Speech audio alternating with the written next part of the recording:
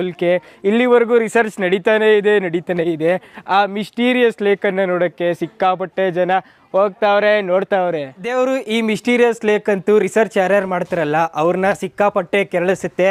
ಯಾಕಂದರೆ ಈ ಲೇಕು ಪುರಾಣಗಳಲ್ಲೂ ಸಹ ಉಲ್ಲೇಖವಿದೆ.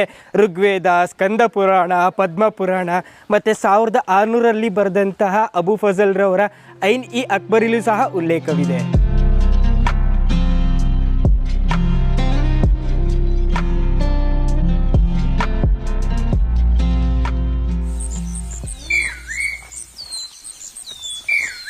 ದೇವರು ಆ ಎಂಟ್ರೆನ್ಸಿಂದ ಕಾಡು ದಾರಿಲಿ ಹಾಗೆ ನಡ್ಕೊ ಬಂದು ಕಲ್ಲು ಮುಳ್ಳು ಫಾರೆಸ್ಟ್ ಇರೋ ಅಂಥ ದಾರಿಲಿ ಬಂದು ತಲುಪಿದ್ದೀವಿ ಲೋನಾರ್ ಲೇಕ್ಗೆ.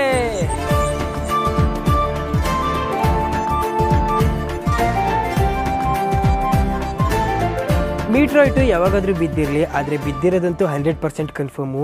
ಬರೀ 170 ಮೀಟ್ರ್ ಇರೋವಂಥ ಆ ಮೀಟ್ರಾಯ್ಟು ಬಂದು ಬಿದ್ದಂಥ ರಭಸಕ್ಕೆ 2 ಕಿಲೋಮೀಟರ್ನಷ್ಟು ಈ ಪಾಟಿ ಸರೋವರ ಸೃಷ್ಟಿಯಾಗಿದೆ.